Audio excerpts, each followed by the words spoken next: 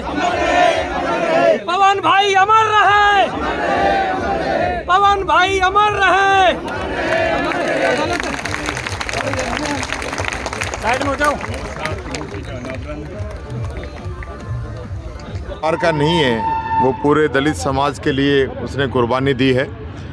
और मैं कई जगह कहता हूँ कि जो लोग आज सत्ता के अंदर बैठे हैं, भारतीय जनता पार्टी के लोग, जो इस देश को, इस देश के संविधान को बदलना चाहते हैं, उन्होंने 2 अप्रैल को पूरा झटका देख लिया है कि समाज की ताकत क्या है। और वो 2 अप्रैल की घटना नहीं होती तो मैं समझता हूँ अब तक ये संविधान बदलने का काम कर चुके होते।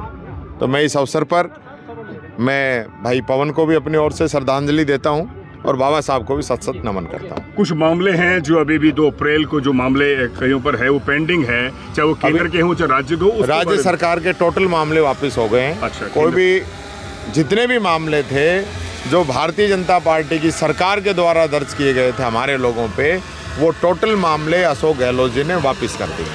संसद में बहुत अमर्यादित असंसदीय जो बयान दिया गया बीजेपी के सांसद द्वारा, उस पर क्या कहेंगे?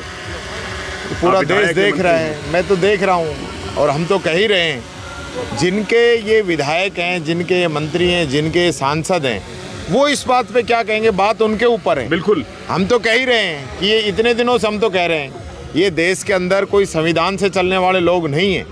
ये असंवैधानिक लोग हैं जो संविधान को कमज़ोर करना चाहते हैं। आज लोकसभा के अंदर कोई सांसद इस प्रकार की भाषा बोले और उसके ऊपर सरकार कोई एक्शन नहीं ले, तो ये तो आप समझ सकते हो इन लोगों के चाल चरित्र और चेहरा क्या है।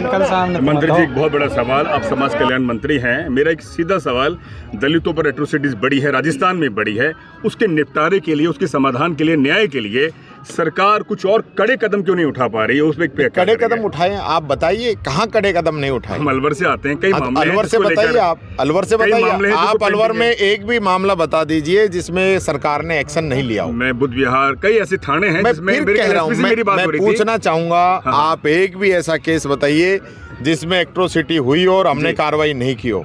चुन चुन के पूरे राजस्थान के अंदर जहां भी एट्रोसिटी हुई है, सरकार ने एक्शन लिया है, जो दोषी है उनको जेल के अंदर ठूसा है। दूसरी बात है कंपनसेशन की, उसके अंदर जरूर भारत सरकार की वजह से डिले हो रहा है।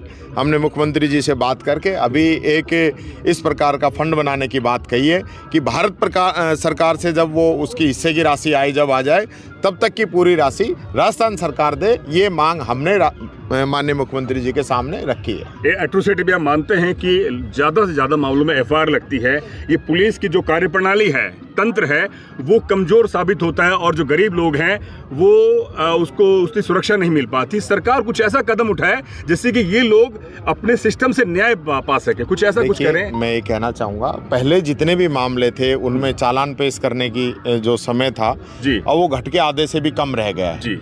और ये बात सही है कि जब जो एट्रोसिटी होती है और उसमें तुरंत एक्शन नहीं होता तो बाद में राजीनामे हो जाते हैं।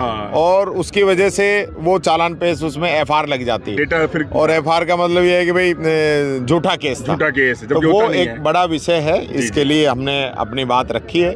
इसमें माननीय मुख्यमंत्री जी से हमने कहा है कि ऐसे मामलों में जो चालान का समय है वो कम किया जाए, और जो जांच होती है वो जब जांच एफआईआर लगने से पहले अगर किसी केस में एफआईआर लग रही है तो किसी अन्य अनुसूचित जाति के किसी भी अधिकारी के द्वारा उसकी जांच कराया जाना जरूरी है। और अभी कुछ डायरेक्शन माननीय मुख्यमंत्री जी ने दिए भी हैं। उसके बाद जो एससी के जो मामले, एट्रोसिटी के जो मामले हैं जिनमें एफआईआर लग रही है, उनका काउंटर चेक भी करने के निर्देश राजस्थान पुलिस ने दिए हैं। बहुत बहुत शुक्रिया, धन्यवाद। ये हमारे साथ बताएंगे।